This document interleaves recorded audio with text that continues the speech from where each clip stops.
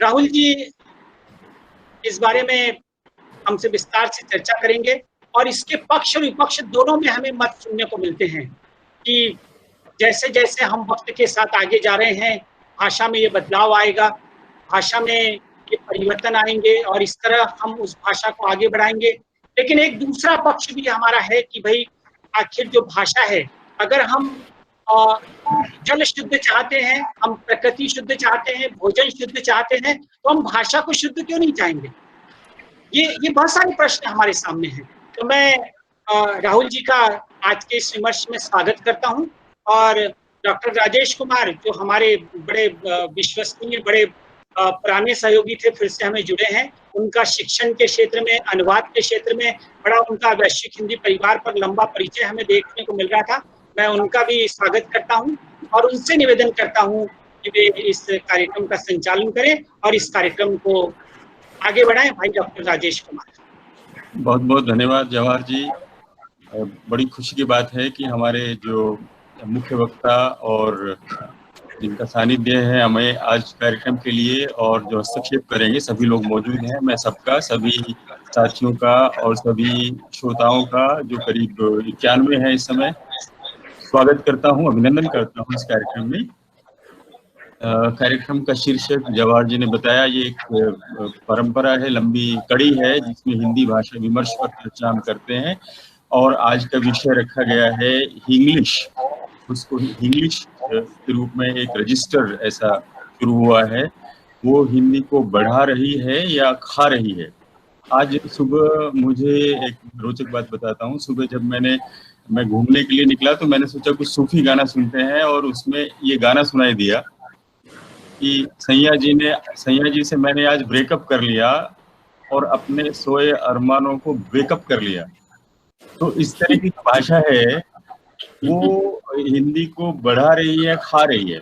और इस पर चर्चा मुझे याद है 10 साल पहले मैं कुछ समय के लिए टेक्सास में था, तो वहां पर उस समय ये चर्चा शुरू हो गई थी। और एक पक्ष तो ये है कि शायद बहुत सारे लोग जो अंग्रेजी पूरी तरह से नहीं जानते हैं, वे हिंदी में भाषा में अंग्रेजी शब्दों का इस्तेमाल करके शायद अपना प्रभाव जमाना चाहते हैं, ये एक पक्ष है। लेकिन वहां पर इस बात पर चर्चा की गई, इसे मुख्य रूप से पेश किया गया कि हिंदी भाषा बहुत आकर्षक भाषा है और उसके संरचना को, खासतौर से युवा पीढ़ी जो है उसकी संरचना को छोड़ना नहीं चाहती है, लेकिन उसमें जो आमतौर से बोलचाल में शब्द आ गए हैं उनको शामिल करना चाहती है। तो इस तरह से ये एक नया भाषा का रूप सामने आ रहा है। तो आज के जो मुख्य वक्ता हैं राहुल देव जी, मैं उनका स्वागत करता हूं। आप सब उनसे परिचित हैं,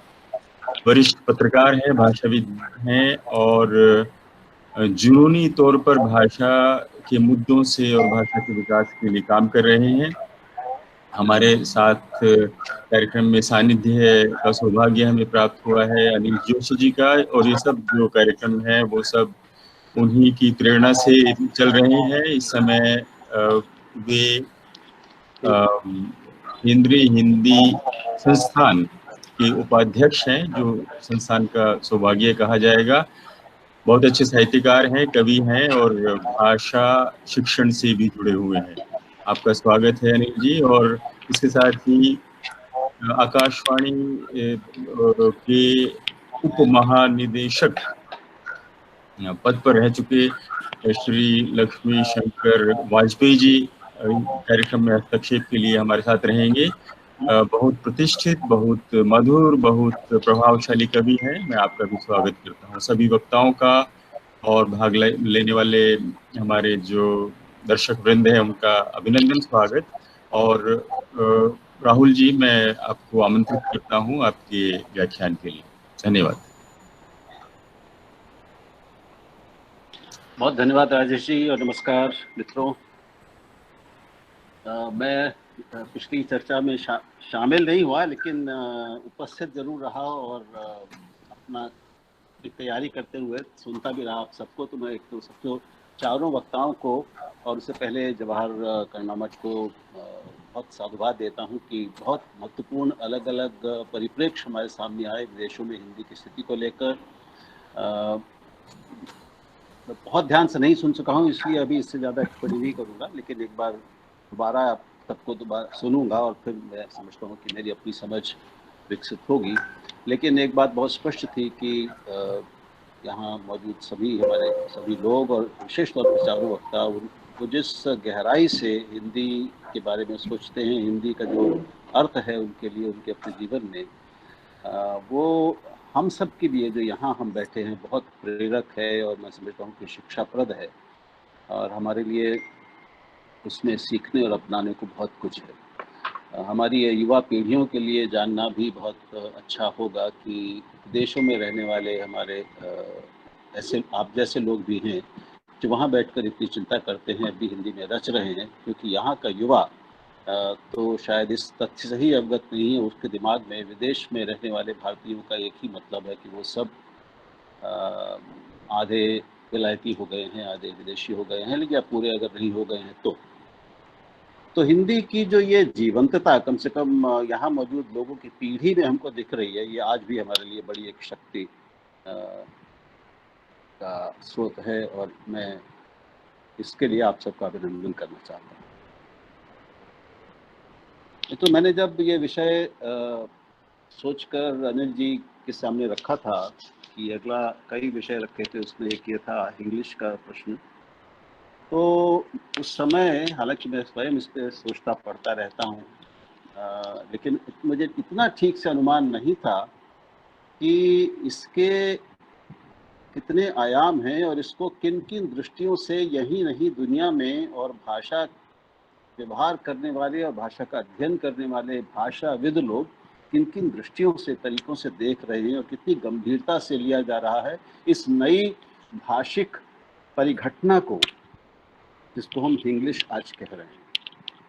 इसका पहला अंदाज मुझे हुआ था 2009 में, जब मुंबई में एक अंतर्राष्ट्रीय बहुत ही उच्च स्तरीय बहुत महंगे 6 सितारा होटल में एक अंतर्राष्ट्रीय 2 दिन का सम्मेलन हुआ था, और जिसका शीर्षक मैं आपको ये दिखाना चाहता हूँ। उसके सम्मेलन के कार्यवाहियों के आधार पर एक पूरी पुस्तक निकली है पेंगुइन से। ये अगर आपको दिख रही हो, ये है, इसका शीर्षक है किताब का, और ये उस सम्मेलन का शीर्षक भी था, चटनीफाइंग इंग्लिश, यानी अंग्रेजी का चटनीकरण, द फिनोमिनन ऑफ इंग्लिश। और ये हमारे कुछ मित्र थे, इसलिए उन्होंने गलती से मुझे भी इसमें बुला लिया था। ये 2 हमारे मित्र हैं जिन्होंने मिलकर उनकी चर्चा में से आपसे मारते ये एक गंभीर विषय बन गया। फिर उनको लगा कि इस पर एक गोष्ठी हो सकती है, गोष्ठी बढ़ते बढ़ते एक अंतर्राष्ट्रीय सम्मेलन बन गई, जिसमें भारत से तो लोग थे ही अलग अलग क्षेत्रों से, लेकिन अमेरिका और इंग्लैंड से भी जाने माने भाषाविद और विद्वान आए थे। अनूप जी उनमें से कुछ लोगों को जानते भी होंगे, और यूके वाले भी लोग जानते। जया थुसु आए थे, तेज भाटिया आए थे यूके से, तो रूपर्ट स्नेल जो हम सब बहुत लोगों के हमारे मित्र हैं, रूपर्ट स्नेल और रीता कोठारी, ये 2 लोग आयोजक थे, संयोजक थे इस सम्मेलन के। और एक बहुत अद्भुत अविस्मरणीय अनुभव मेरे लिए था। ये 11 साल पहले की मैं बात बताता हूँ, लेकिन आज मुझे अफसोस होता है कि मैं उसमें पूरी तैयारी के साथ नहीं गया था। जाता तो पता नहीं क्या होता, लेकिन जाना चाहिए था। तो मित्रों, ये पूरी एक किताब इसके ऊपर निकली है, और ये काफ़ी मैं पाता हूँ कि भारतीय भाषा के पर जो अकादमिक लेखन हुआ है और चर्चाएं हुई हैं, उनमें इसको काफ़ी उद्धृत किया जाता है। और ये सचमुच बहुत गंभीर सम्मेलन था। इसमें बोलने वाले कौन थे, उनसे ही आपको अंदाज लगेगा कि ये क्या था, किस तरह की चीज़ रही होगी। देवयानी शर्मा, मैं विषय पढ़ देता हूँ उससे ही एक तो इंग्लिश के जो अलग आयाम हैं वो आपको स्पष्ट समझ में आ जाएंगे। अंग्रेजी में है, लेकिन थोड़ा सा झेल लीजिएगा। Return of the native, Hindi in British English, Devyani Sharma की, ये वहीं की रहने वाली हैं यूके में। Hindi, its threatened ecology and natural genius, Rupert Snell. The multilingual mind, optimisation theory and Hinglish, Tej Bhatia बहुत बड़े भाषाविद हैं विश्व में। More than the sum of its parts, English as an additional communicative resource, Shannon Anderson Finch. The vernacularization of online protests, a case study from India. Furtive tongues, language politics in the Indian call center. Towards a political economy of English TV, दया कृष्ण थुसु। दया भी Singapore में शायद संध्या जी जानती हो, आप उनसे मिलेंगी तो, अगर नहीं मिल चुकी हैं तो उनसे मिलेगा, सिंगापुर में हैं और वहाँ की एक बड़ी विश्वविद्यालय में पढ़ा रहे हैं। इंग्लिश आजकल, English in Hindi cinema, Rita Kothari. Views from a different India, not English but नेगमीज, रोहिणी मुकाशी पुणेकर। एक तमिल लेखक हैं, बड़े अंग्रेजी लेखक हैं, Tamil, Hindi, English, the new मिनाजो तुआ। English and youth, a campus perspective.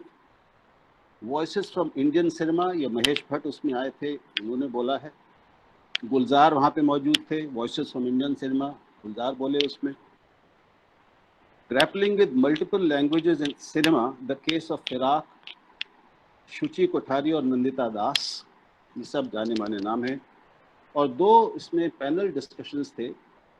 पहला था, is English the language of India's future, क्या इंग्लिश भारत के भविष्य की भाषा है? इस पैनल में मैं था। और दूसरे पैनल का विषय था, is English a unifying force, क्या इंग्लिश एकीकरण करने वाली शक्ति है?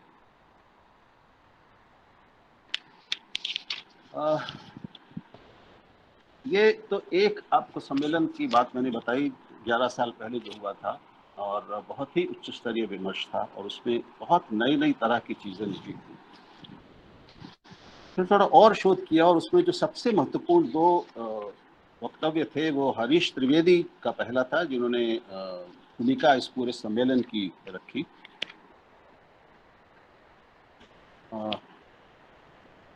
और वो अद्भुत था उनका।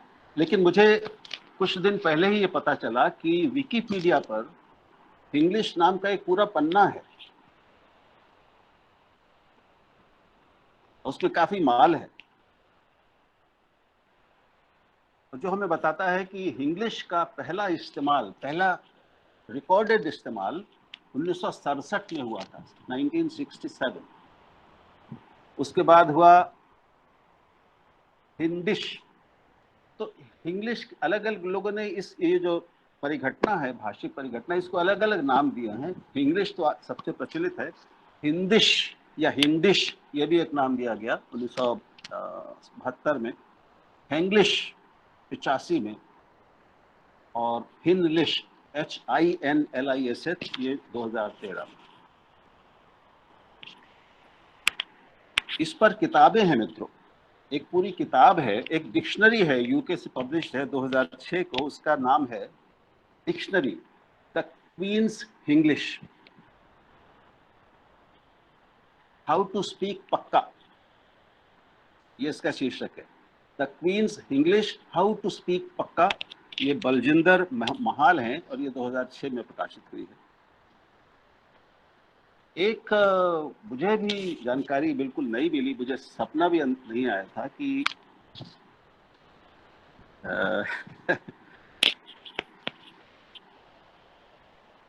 एक उपन्यास इंग्लिश में छप चुका है, उसका नाम है readers of the labyrinth, Hindi में उसको नाम दिया गया है शीर्षक भूल भुलैया का रहस्य। शायद कोई संजीव झा साहब हैं, और उसमें मैं कोशिश करता हूँ कि उसका एक पन्ना आपको यहाँ दिखा सकूँ। प्रेजेंट नाउ में आएगा ये, राजेश जी? जी जी जी जी जी बिल्कुल। ये तो नहीं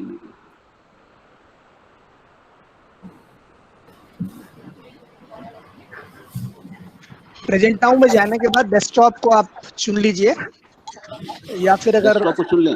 हाँ बस फिर जो भी आपके डेस्कटॉप में वो दिखाई देगा। ये इसमें लेकिन अलाउ कर तो रहेंगे निकल तब। पा रहा है प्रेजेंट पे योर एंटायर स्क्रीन आ रहा है बालों हाँ में। हाँ आप उसी को क्लिक जी करें। जी, उसी स्क्रीन को को क्लिक करें आप। हाँ, प्रेजेंट नाउ में। अच्छा, फिर अलाउ कर दें। अभी तो नहीं आया, तो आ फिर रहा है आ आपको रहा है आ रहा है। आगे हाँ, आगे आने लगा। लेकिन इसमें अब आप जहाँ भी जाएंगे वो हमें दिखाई देगा। अभी आप चूंकि ये कॉल को ही देख रहे हैं तो वो हमें दिखाई दे रहा है। अच्छा ठीक है। मैं हाँ, हाँ स्क्रीनशॉट बिल्कुल, आपका डेस्कटॉप आ गया। ये दिख रहा है आपको? जी जी हाँ जी। जी जी, बिल्कुल। बिल्कुल दिख रहा है।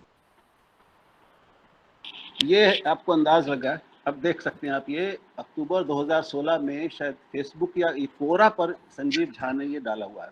पूरे उन्होंने इसके अध्याय डाले हुए, तो मुझे इसको पढ़ने की जरूरत तो नहीं? नहीं, स्पष्ट है? ठीक है। जी तो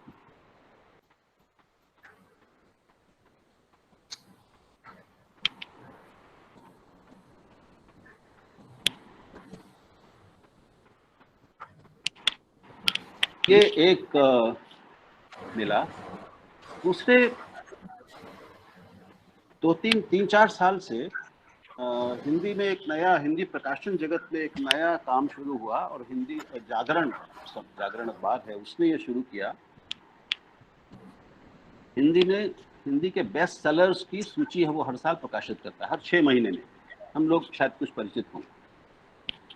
तो पिछले कई साल से उसमें जो बेस्ट सेलर, हिंदी के बेस्ट सेलर उपन्यास गल्प वाली श्रेणी में, जो सबसे ऊपर कहानियां और उपन्यास वाली श्रेणी में जो लगातार पहले स्थान पर आते रहे हैं, ये एक युवा लेखक हैं, सत्य व्यास।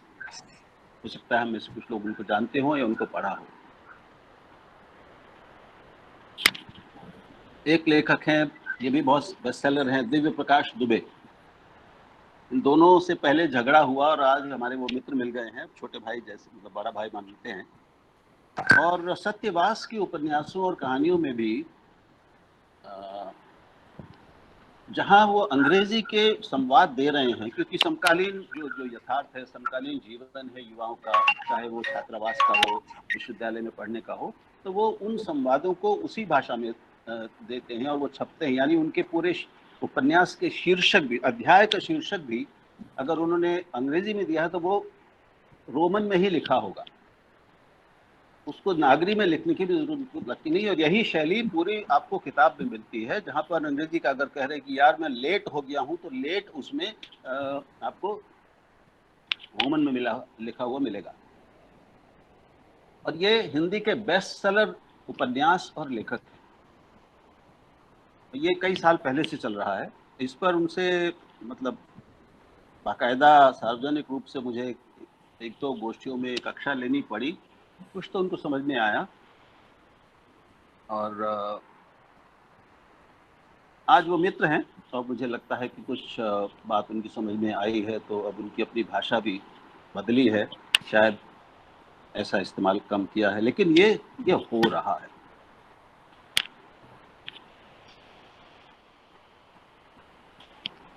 इंग्लिश नाम की इस फिनोमिनन यानी परिघटना पर ऑक्सफोर्ड एकेडमिक जैसे गंभीर अकादमिक जर्नल में, ELT जर्नल यानी इंग्लिश लैंग्वेज टीचिंग का उनका जो जर्नल है, उसमें बाकायदा अकादमिक लेख और अध्ययन प्रकाशित हुए हैं, जिसमें एक अध्ययन का नाम है the rise and rise of English in India.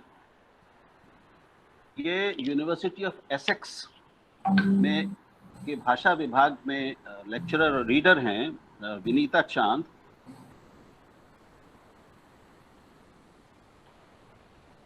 उनका लेख है, और ये एक कॉन्वर्जेशन एक अंग्रेजी का वो है, उसमें छपा है।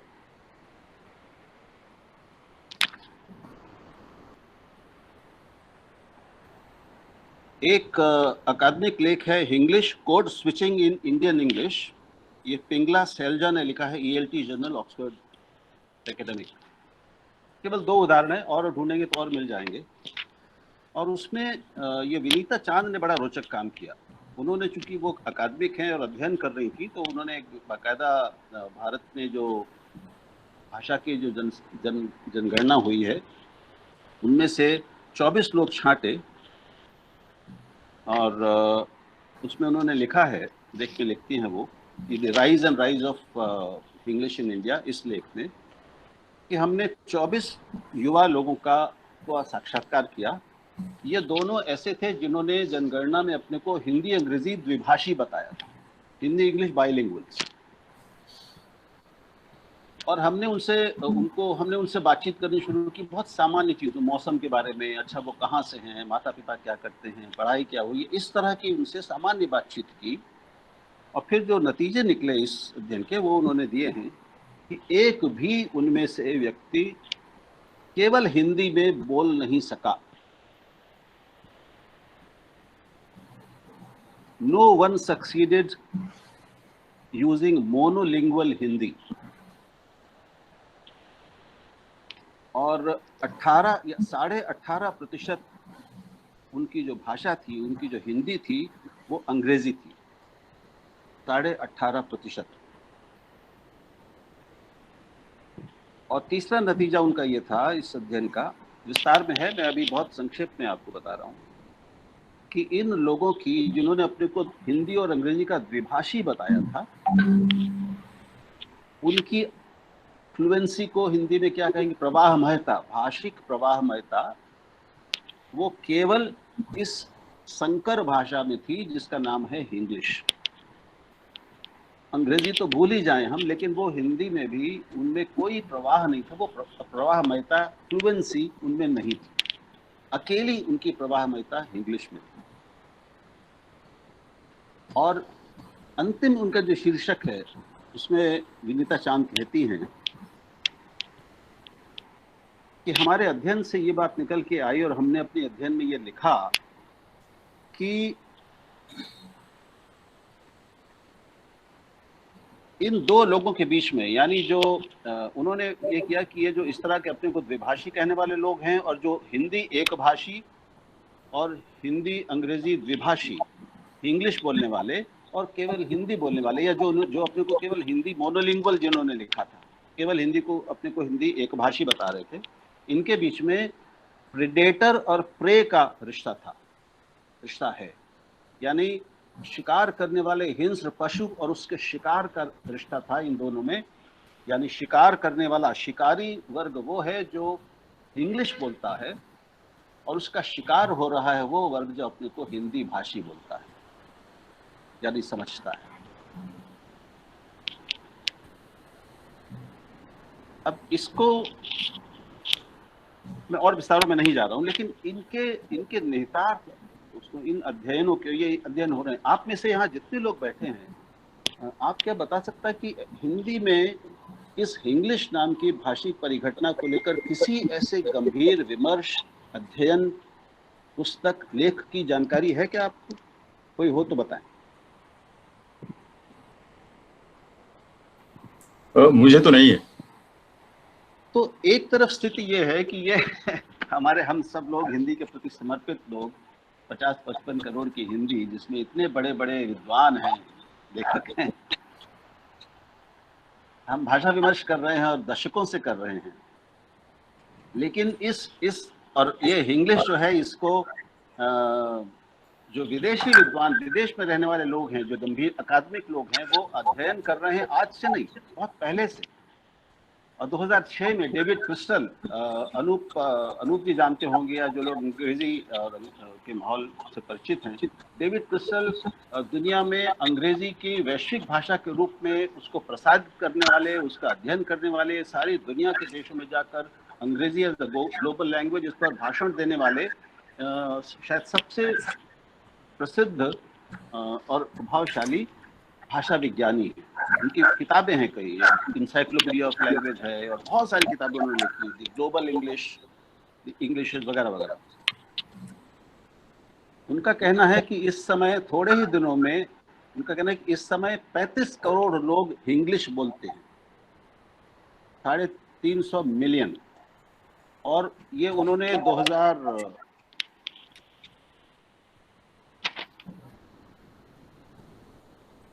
2004 में उन्होंने ये कहा था कि ये 35 करोड़ इंग्लिश बोलने वाले जो हैं, जो बहुत जल्दी इंग्लिश के नेटिव स्पीकर्स को, मूल अंग्रेजी बोलने वाले लोगों से आगे निकल जाएंगे, ज़्यादा बड़ी संख्या हो जाएगी।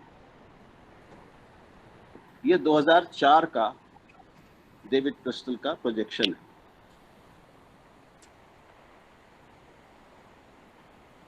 तो मित्रों, ये मैंने बहुत सारी चीज़ें रेखांकित करके रखी हैं इस पुस्तक में से, क्योंकि उस चर्चा में भी जिसमें मैं था, और अंतिम आपको बताता हूँ, हालांकि 2-3 घंटे तो केवल इससे उदाहरण दिए जाएं तो वही पर्याप्त होगा हम लोगों को समझने के लिए कि इसको देखने की अलग अलग दृष्टियाँ क्या हैं। मैं स्वयं जिस चर्चा में, पैनल चर्चा में था, वो था is English the language of India's future, क्या इंग्लिश भारत के भविष्य की भाषा है। इसका संचालन कर रहे थे अंग्रेजी के बहुत बड़े जाने माने प्रसिद्ध लेखक गुरचरण दास। गुरचरण दास लेखक होने से पहले कॉरपोरेट दुनिया के बहुत बड़ा नाम रह चुके हैं। पीएनजी जो है, प्रॉक्टर एंड गैम्बल, उसके भारत में प्रबंध निदेशक बहुत वर्षों तक रहे, तो कॉरपोरेट दुनिया में बहुत सम्मानित और बड़ा नाम है। उन्होंने जो भूमिका दी अपनी चर्चा शुरू करने से पहले, और इस चर्चा में शामिल थे गुरचरण दास, प्रसून जोशी, हम सब जानते हैं, जाने माने गीत लेखक, विज्ञापन की दुनिया में इस समय शिखर पर हैं वो, एकान एरिक्सन के चेयरमैन हैं भारत में, प्रशांत पांडे रेडियो मिर्ची के सीईओ हैं, रीता कोठारी थी, साइरस बरूचा अंग्रेजी के बहुत उनको क्या कहा जाए, स्टैंड अप कॉमेडियन हैं, बहुत कमेंटेटर हैं, रोचक, और राहुल देव। इसमें गुरचरण दास की स्थापना ये थी कि हम सबका परिचय देते हुए उन्होंने कहा कि हम सब लोग वो हैं जो सेलिब्रेट करते हैं इंग्लिश। उनको मेरे बारे में तब तक नहीं मालूम था, और उनका मैं वाक्य पढ़ रहा हूँ, उसको ध्यान से सुनिएगा। अवर प्रैक्टिशनर्स, यानी हम लोग, our practitioners are quite aware of their historic destiny, अपनी ऐतिहासिक नियति से वो खूब परिचित हैं, that we might in fact be creating a new language in this country, कि हम सब लोग मिलकर इस देश में एक नई भाषा का निर्माण कर रहे हैं। और उन्होंने अंग्रेजी का, और अंग्रेजी में किस तरह से English was a bastard language, ये सब कहा उन्होंने, और उस अंग्रेजी ने कैसे जर्मन, लैटिन, फ्रेंच से लेकर अपने आप को 14वीं शताब्दी से शुरुआत करके इतना मजबूत बनाया और बड़ा बनाया। उनका उन्होंने एक सवाल पूछा अंत में, और जिससे मेरी बत्ती गुल हो गई। When will we produce a Shakespeare of English? यानी हम इंग्लिश का शेक्सपियर हम कब पैदा करेंगे, ये उनकी चिंता थी, और उन्होंने बड़े अदा से ये सवाल पूछा। ये उनकी उम्मीद थी। It is a historic moment, as historic as the moment that Urdu was born in the camps of the Mughal Empire. क्या हम में से कोई भी, या हिंदी, संपूर्ण हिंदी जगत में इस इंग्लिश नाम की चिड़िया को गंभीरता से ले रहा है? उससे किसी की ऐसी उम्मीदें हैं? हमने तो ये, शायद मैं समझता हूँ कि इंग्लिश पर मेरी जानकारी में ये पहली चर्चा है जितने दिनों से मैं इस भाषा विमर्श में शामिल हूँ। अगर आपने कभी इंग्लिश पर एक गंभीर चर्चा कभी सुनी हो तो वो बताएं। मुझे नहीं लगता। और इस पर फिर काफी बहस हुई। तो मैं अकेला था हिंदी की ओर से लड़ने वाला, कभी कभी थोड़ा रीता कोठारी उसमें मदद देती थी। तो क्या हुआ कि मैंने जब अपनी बात रखी और मैंने उनका मजाक उड़ाया, मैंने गुरचरण दास को चुनौती दी कि मैं आपको चुनौती देता हूं दास साहब को कि इन्होंने किसी भी भारतीय अंग्रेजी को छोड़कर किसी भारतीय भाषा में एक भी गंभीर पुस्तक अगर पढ़ी हो तो ये बता दें, मैं हार मान लूंगा। तो वो बिल्कुल बौखला गए और उन्होंने मुझे, मतलब ये सचमुच हुआ, उनके मुंह से झाग निकलने लगा गुस्से के मारे, बौखलाहट में। और उन्होंने कहा you are a fascist, you are linguistic fundamentalist वगैरह वगैरह। बिल्कुल वो लगा कि अब ये मामला ही उखड़ जाएगा, चर्चा बंद हो जाएगी, उस लोगों को शांत कराना पड़ा। और वो जो सारी बातचीत दरअसल हुई उसको इस पुस्तक में से बुरी तरह संपादित कर दिया गया, क्योंकि वो बहुत अप्रिय हो जाता उनके लिए। ये उसका बहुत कटा पिटा संस्करण है। इसमें लोगों ने अलग अलग तरीकों से देखा है। जैसे तेज भाटिया ने एक बहुत अकादमिक और गंभीर पर्चा प्रस्तुत किया, बात की थी दी मल्टीलिंगुअल माइंड, जो बहुभाषी मस्तिष्क होता है वो कैसा होता है। और उनका जो केवल मैं एक वाक्य उनके निष्कर्ष से पढ़ रहा हूँ, so pervasive is the influence of English in the verbal repertoire of Hindi-English bilinguals that the balance is shifting more and more in favor of English, thus reducing Hindi to some functional words, dummy verbs, and tense aspect marking. फिर वो सवाल उठाते हैं कि क्या ये हिंदी के लिए शुभ है, क्या एक अच्छी चीज हो रही है या बुरी चीज हो रही है। जो सबसे हिंदी के मर्म को छूने वाली बात रखी थी वो दो लोगों ने रखी उसमें। रूपर्ट स्नेल, जिन्होंने कहा कि हिंदी अपनी वाचिकता खो रही है, अपनी मनीषा खो रही है, अपनी नैसर्गिक नेचुरल जीनियस और आर्टिकुलेसी जिसको कहते हैं वो खो रही है अंग्रेजी और इंग्लिश के प्रभाव में। और इससे उसके भविष्य पर बहुत गंभीर प्रश्न खड़े हो रहे हैं। और सबसे पहला हरीश त्रिवेदी का, जिन्होंने ऐसे ऐसे उदाहरण देकर बताया जो हमें किसी की जानकारी में नहीं था। उन्होंने उदाहरण दिया कि पहला जो इंग्लिश का प्रयोग था वो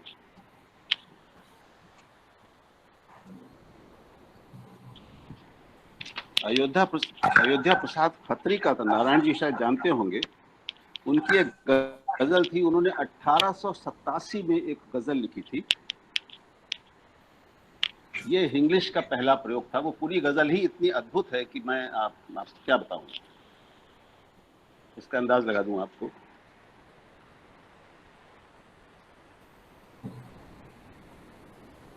सुनिएगा, ये रोचक है।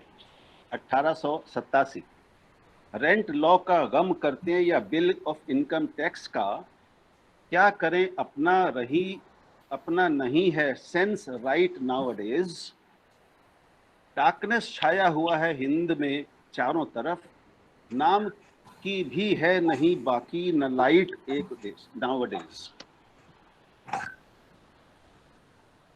यानी 130 साल पहले अयोध्या प्रसाद खत्री, जो हिंदी के योद्धा थे, अपने समय के सबसे बड़े योद्धाओं में और हिंदी को प्रोत्साहित करने वाले लोगों में, उन्होंने ये व्यंग्य में लिखा था।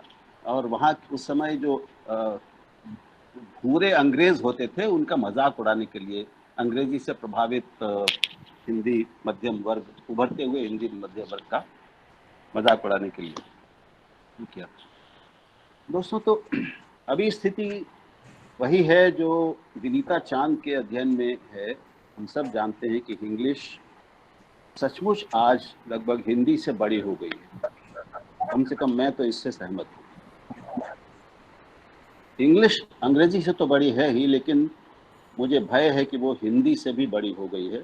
क्योंकि यही परीक्षा अगर हम जहाँ कहीं भी रहते हो हिंदी भारत में या भारत में, और हिंदी ही जानने वाले या हिंदी अंग्रेजी जानने वाले आज की युवा पीढ़ी को इन्हीं सवालों से गुजारें, ये अध्ययन करें, तो हम पाएंगे कि वो इंग्लिश में ही बोल सकते हैं। उनके पास कोई भाषा भी नहीं बची है, हिंदी तो नहीं ही बची है।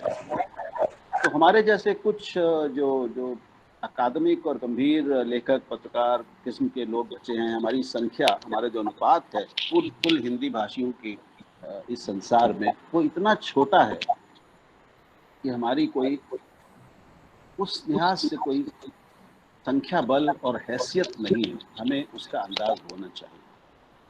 हिंदी विमर्श की दुनिया और हिंदी साहित्य की दुनिया भी आप देखिए कि इतनी सीमित है, इतनी छोटी है। ये बात अलग है कि हमारे हिंदी के साहित्यकार, हम लोग अपनी इस हिंदी के संसार में खूब मगन रहते हैं, हमें बाहर के संसार की ज़्यादा चिंता नहीं होती, क्योंकि यहाँ आकर हमको संतोष मिलता है, रचनात्मक आनंद मिलता है, सुख मिलता है, हम रचते हैं, हम उसमें जीते हैं। लेकिन हमारे बच्चों से लेकर हमारे आस पड़ोस, चाहे वो हमारे सहायकों के बच्चे हों या हमारे नाते रिश्तेदारों के बच्चे हों, उनकी हिंदी वही है 18.5 से 20% अंग्रेजी शब्दों वाली। तो इसको हम कब गंभीरता से लेना शुरू करें? और यहाँ पर अनिल जोशी जी हैं, तो मैं तो पहला प्रस्ताव यही करूँगा कि केंद्रीय हिंदी संस्थान और हिंदी शिक्षण मंडल एक गंभीर अकादमिक शोध परियोजना इस पर शुरू करे, ताकि आंकड़ों के माध्यम से इस विभीषिका को हम सरकार और समाज के सामने ला सकें। अभी तक हम लोग केवल, जिसको हम अंग्रेजी में सर्कमस्टेंशियल एक्सपीरियंशियल साक्ष्य मानते हैं, उनको अब आंकड़ों में लाने और बदलने की जरूरत है। वैसे ही जैसे मैंने पिछली किसी उसमें यूनेस्को के उस 9 कसौटियों की बात सामने रखी थी, एक जो ढांचा बना के दिया है यूनेस्को ने और कई भाषा ने, किसी भी भाषा की जीवंतता को और जोखिम को नापने का, उसको भी एक बाकायदा अकादमिक गंभीर अध्ययन के रूप में उसको किए जाने की जरूरत है, ताकि हमें अपनी भाषा का सही आकलन मिल सके और उसके आधार पर हम भविष्य की कुछ ठोस कल्पना कर सकें, कुछ अनुमान लगा सकें और कुछ प्रक्षेपण कर सकें।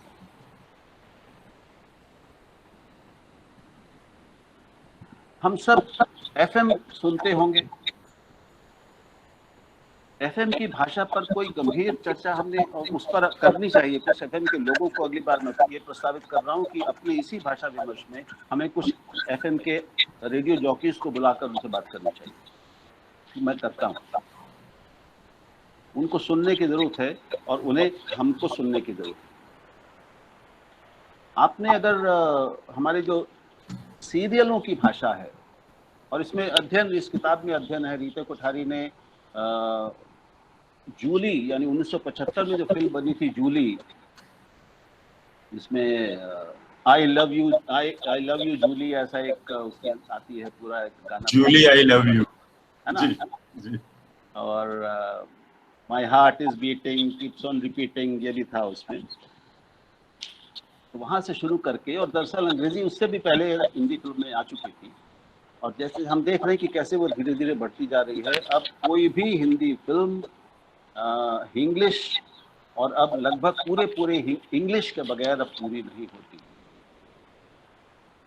यही स्थिति जो OTT यानी नेटफ्लिक्स और ये जो नए प्लेटफॉर्म आए हैं, अमेजॉन प्राइम और नए, आप उनके अगर उनकी विषय वस्तु देखेंगे तो उसकी भाषा पर गौर करेंगे, उसमें आपको नया एक तो ये दिखेगा कि उसमें इतनी ज्यादा गालियां हैं हिंदी की, जिनकी हम आप कल्पना नहीं कर सकते, और इस पर चर्चा होती है। और उतनी ही लगभग पात्रों के चरित्र के हिसाब से अंग्रेजी और इंग्लिश है। इंग्लिश तो लगातार है, क्योंकि हमारा समाज वही बोल रहा है। अब ये इंग्लिश, जिसको ये 2009 में वो लोग एक शहरी परिघटना बता रहे थे, आज वो शहरी नहीं रही, ये गांव तक पहुंच चुकी है। और इसको अगर आपको देखना हो तो किसी भी समाचार चैनल के को देखिए, उसमें जब वो गांव वालों के लोगों को साक्षात्कार करते हैं, जिससे हम कहते हैं बाइट लेते हैं, तो उनकी अगर हिंदी सुनेंगे, युवाओं की हिंदी सुनेंगे, तो हमको पता चल जाता है। और हम वैसे भी हम लोग सब जगह रहते हैं, घूमते हैं, हमें मालूम है हमारे सब्जी वाले क्या बोलते हैं। अब उनके मुंह से केवल भिंडी 15 रुपीज की ही होती है, अब 15 नहीं उनके मुंह से निकलता। तो हमारा सारा ये भाषिक विमर्श, हमारी बड़ी ये चिंताएं ये अपनी तरफ, लेकिन ये जो हम हो रहा है, इसका भविष्य क्या है, इसको हम कब देखेंगे?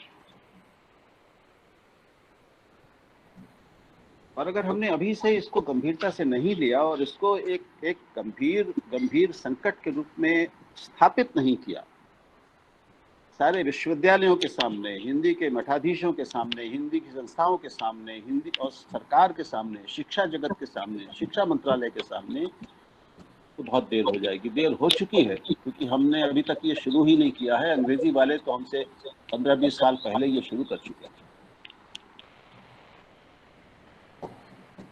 तो अब बहुत सारे और बारीकियों में मैं अभी नहीं जा रहा हूँ। कोड स्विचिंग, कोड मिक्सिंग, भाषा विज्ञान, और भाषा विज्ञानियों के साथ बड़ी एक दिक्कत है। मैंने पिछले कुछ सालों में कोशिश करके अपने को, मतलब अंग्रेजी में जैसे कहते हैं, गेट क्रैश भी किया है, लेकिन अब उसको स्वीकार करने लगे हैं। तो जहाँ भाषा विज्ञानी, भाषाविद बैठकर चर्चाएं करते हैं, सम्मेलन करते हैं, उनमें मैं जाता हूँ। एक भारत सरकार का, शिक्षा मंत्रालय का, अनिल जी एक पूरा प्रकल्प है जो संकटग्रस्त भारतीय भाषाओं के अध्ययन के लिए देश में 5 विश्वविद्यालयों में अलग अलग क्षेत्रीय केंद्र बने हुए हैं जो संकटग्रस्त भाषाओं का अध्ययन करते हैं, उनको बचाना, उनके संरक्षण के प्रयास करते हैं। तो उसमें शांति निकेतन में मैं 2 ऐसे चर्चाओं में शामिल हुआ। 2 दिन के, 2-3-2.5 दिन के उनके सम्मेलन थे। उड़ीसा में हुआ भाषाविदों का एक सम्मेलन जिसमें भाषा विज्ञान पर 6 पुस्तकें की गई। मैं उसमें भी शामिल था। अभी कुछ दिन पहले बहुत बड़े स्तर पर, शायद अनिल जी उसमें रहे होंगे, दिल्ली में एक भाषाओं पर, भारतीय भाषाओं पर और हिंदी पर एक बहुत बड़ा हुआ था, कार्यक्रम हुआ था। 2 दिन की चर्चा थी। विज्ञान भवन में भी हुई, जिसमें भारतीय भाषा संस्थान मैसूर के निदेशक थे। सब लोग थे। मैं एक प्रश्न कई बार मैं इन भाषाविदों के सामने रखता हूँ, भाई आप लोग अपने एक तटस्थ भाव जो अख्तियार किए रहते हैं, अकादमिक विद्वान होने का मतलब है कि हम भावनात्मक रूप से विषय से नहीं जुड़ते, हम तटस्थ निरपेक्ष भाव से किसी वस्तु का और विषय का अध्ययन करते हैं। ये एक अकादमिक दृष्टि है। तो हमारे भाषा वैज्ञानिकों ने कई दशकों से भाषा के जो सबसे बड़े प्रश्न हैं, जो मैं उनके सामने खोल के रखता हूँ कि इस पर आप लोग बोलते क्यों नहीं, वो प्रश्न एक ही है कि अंग्रेजी हमारी सारी भारतीय भाषाओं को खा रही है। इस पर कब चर्चा करेंगे आप? इस पर आपने क्या किया है अभी तक? तो उस पर कोई उत्तर मुझे अभी तक नहीं मिला। बाकी भाषा विज्ञान के बहुत अलग अलग बड़े बारीक मुद्दों पर बहस होती है, खूब लेखन किया जा रहा है, बहुत सारी पुस्तकें हैं, पूरे जर्नल हैं उस पर, लेकिन इस प्रश्न पर मुंह खोलने की हिम्मत अधिकांशतः हमारे भाषाविदों की नहीं है। अब ये इन सवालों को हम कहाँ उठाएं, कैसे उठाएं, और पहले हम स्वयं इन चीज़ों पर सोचना शुरू करें। ये सब कुछ मौजूद है, सब इंटरनेट पर मौजूद है, हम देख सकते हैं। तो इस पर अब मैं समझता हूँ कि मेरी बात हो गई ज़्यादा विस्तार में, और उदाहरण बहुत सारे हैं, देना चाहता हूँ, लेकिन शायद मर्म आप तक पहुँच गया है। इस पर हम अब चर्चा कर रहे हैं। धन्यवाद। राहुल जी, आपका बहुत बहुत धन्यवाद। आपने बहुत सुविचारित ढंग से ऐतिहासिक परिप्रेक्ष्य में हिंदी, इंग्लिश किस तरह से विकसित और आगे बढ़ रही है, और शायद हिंदी भाषाओं से भी अधिक की संख्या हो जाए, इस पर चर्चा की है और अपनी चिंताएं स्पष्ट रूप से पेश की हैं। जो टिप्पणियां यहाँ आ रही हैं उसमें मैं बताना चाहता हूँ कि बहुत लोगों ने राहुल जी के व्याख्यान की प्रशंसा की है। कुछ 2-3 बातें हैं जो शायद हम लोगों के लिए जानने के लिए उचित होंगी। जैसे डॉक्टर आलोक कुमार सिंह ने कहा है कि राहुल जी बताएं कि वे नए हिंदी शब्दों को जानने के लिए किस ऐप का उपयोग करते हैं। क्या एक बार फिर से दोहरा दें। राहुल जी नए हिंदी शब्दों को जानने के लिए किस ऐप का इस्तेमाल करते हैं, लिख रहे हैं। नए हिंदी शब्दों को जानने के कौन से एप्लीकेशन, किस ऐप, प्रोग्राम, सॉफ्टवेयर?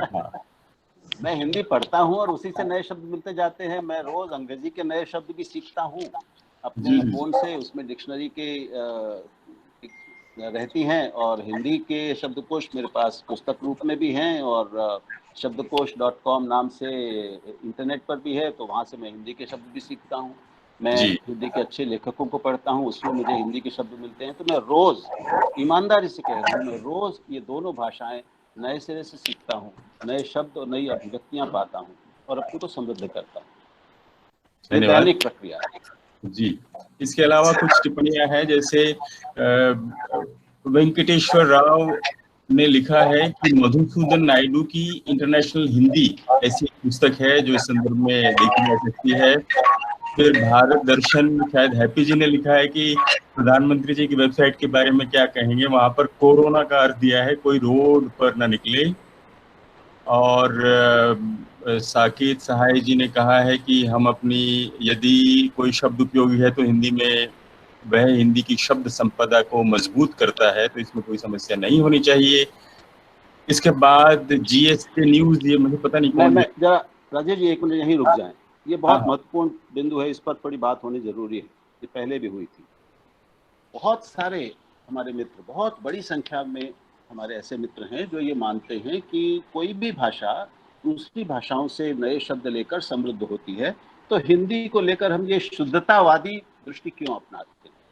मुझ पर हमारे मित्र अशोक चक्रधर जैसे लोग बहुत पहले समय से शुद्धतावादी होने का आरोप लगाते रहे हैं, और इस हद तक कि माननीय अशोक जी ने एक बयान दिया सार्वजनिक रूप से कि मेरा बस चले तो मैं हिंदी के सारे शब्दकोशों को समुद्र में डुबो दूं।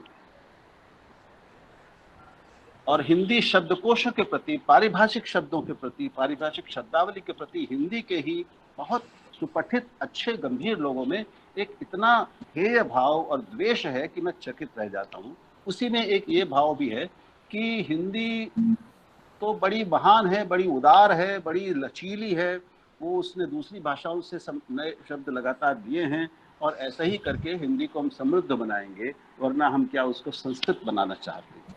तो मित्रों, सारी दुनिया के विद्वान जो भाषाविद हैं, जो मैंने पढ़ा है, वो ये बताते हैं कि 2 तरह की द्विभाषिकता होती है। 2 तरह से भाषाएं दूसरी भाषा से शब्द लेती हैं। एक होता है लोन वर्ड्स, यानी दूसरी भाषाओं से शब्दों को उधार लेना।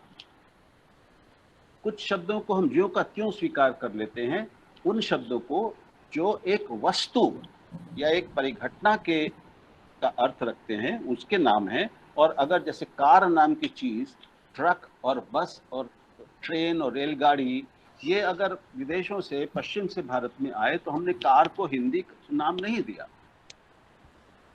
और जो लोग लौह पथगामिनी की बात करते हैं, मैं पाता हूं कि कई बार हिंदी के लोग करते हैं, आज तक आप में से किसी ने कहीं भी किसी गंभीर व्यक्ति को लौह पथगामिनी लिखते हुए या बोलते हुए नहीं सुना होगा। उसके बावजूद हिंदी वाले ही हिंदी का उपहास करने के लिए इसका उदाहरण देते हैं।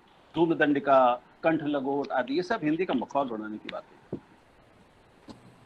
2 तरीके हैं दूसरे 2 भाषाओं के बीच में जो संबंध होता है, या हम जिसे द्विभाषिकता कहते हैं, बाइलिंगुअलिज्म, उसके 2 तरीके हैं। एक है अंग्रेजी में जिसे कहते हैं एडिटिव, धनात्मक, यानी हम जब दूसरी भाषा से ऐसे शब्द लें जो हमारे पास नहीं है, तो हम भाषा के शब्दकोश में, भाषा भंडार, अपने शब्द भंडार में वृद्धि कर रहे हैं, उसको बड़ा कर रहे हैं, ऐड कर रहे हैं, एडिटिव है वो। दूसरा है सब्ट्रैक्टिव, यानी उसको कहेंगे हम, सब्ट्रैक्शन को हिंदी में क्या कहते हैं? घटाना, कम करना, घटाना, लघवीकरण करेंगे, लघवीकरण के मैं नहीं जानता कि उसको, यानी। और अभी क्या हो रहा है, आप ये पाएंगे कि, इस पर मैं बार बार बोलता हूँ, मैं क्या कहूँ कि अगर हिंदी वाला, आज का हिंदी का लेखक जब ये बोलता है कि सर मेरी नई बुक आई है, तो ये हिंदी के शब्द भंडार में वृद्धि हो रही है क्या? ये हिंदी समृद्ध हो रही है या हिंदी गरीब हो रही है, विपन्न हो रही है? क्योंकि ये जो बुक है, इसने हिंदी लेखक के पुस्तक और किताब को विस्थापित कर दिया है। तो हम जब ऐसे शब्द लें जिनके विकल्प हमारे पास नहीं है, तो उससे हमारी भाषा समृद्ध होती है। हमें लेने ही चाहिए, नहीं लेंगे तो हम मर जाएंगे, भाषा मर जाएगी।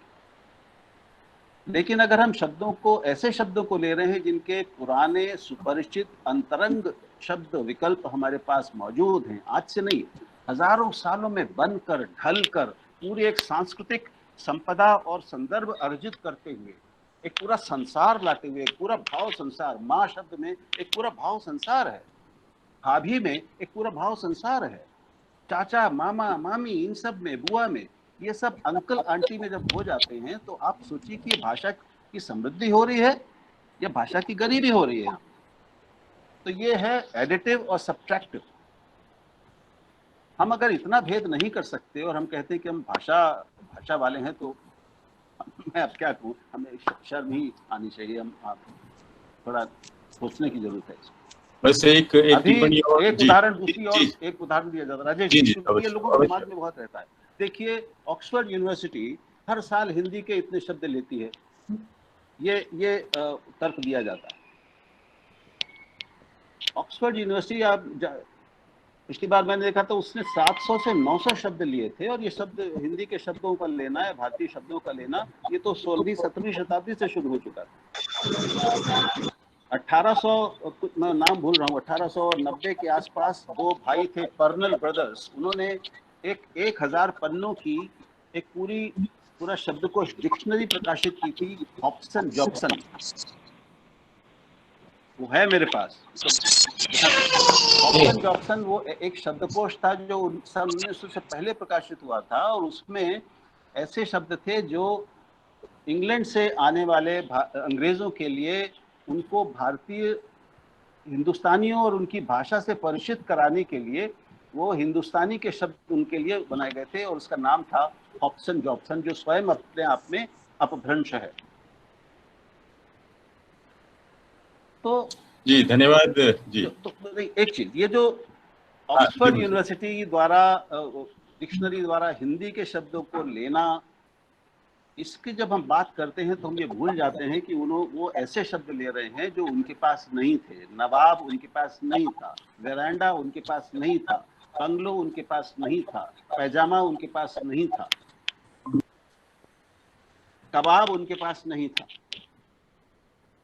गुरु उनके पास नहीं था, पंडित उनके पास नहीं था। और ये बिल्कुल अलग एक अभिधा है इनकी, एक अलग मजा है इन शब्दों का, एक रंगत है इनकी।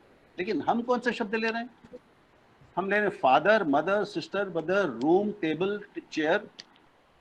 हमारे मुंह से जो रूपर्ट स्नेल ने लिखा है कि हिंदी का जो दिशा बोध है अब वो ही लुप्त हो गया है, क्योंकि आज आप जानते हैं कि लेफ्ट राइट कोई बोलता नहीं है, लेफ्ट राइट ही समझ में आता है लोगों को, बाएं दाएं समझ में नहीं आता। यानी हिंदी के दिशा सूचक शब्द गायब हो गए। हिंदी का रंग बोध, रंगों के शब्द, कितने लोग यहाँ पर ईमानदारी से कह सकते हैं वो और उनके घरों में आजकल हरा, नीला, सफेद, लाल, पीला बोला जाता है? क्या बोला जाता है आप जानते हैं? हमारे मुंह से रसोई निकलता है क्या? मैं बड़ा हूं गुसल खाना बोलकर, हमारे मुंह से बाथरूम के अलावा कुछ और निकलता है क्या? तो ये हिंदी समृद्ध हो रही है या हिंदी गरीब हो रही है? हिंदी ने एक हाँ और बताऊं, माखनलाल चतुर्वेदी विश्वविद्यालय ने 1-2 साल पहले मुझे एक प्रकल्प दिया, उन्होंने काम कहा, उन्होंने कई लोगों को लगा के पूरी सूची बनाई। उन्होंने हिंदी के 4 या 5 बड़े, जो सबसे बड़े अखबार हैं, उनके 1 महीने के अंक उठाकर उनमें से उन्होंने एक सूची बनाई जो लगभग 15,000 शब्द थे उसमें, जो अंग्रेजी के शब्द थे जो हिंदी अखबारों में छपे थे। उन्होंने वो मुझे भेजी कि आप इनमें से देखिए कि किन शब्दों की हिंदी को जरूरत है, कि इनको हमें हटा देना चाहिए, कि इनका इस्तेमाल नहीं करना चाहिए। 15,000।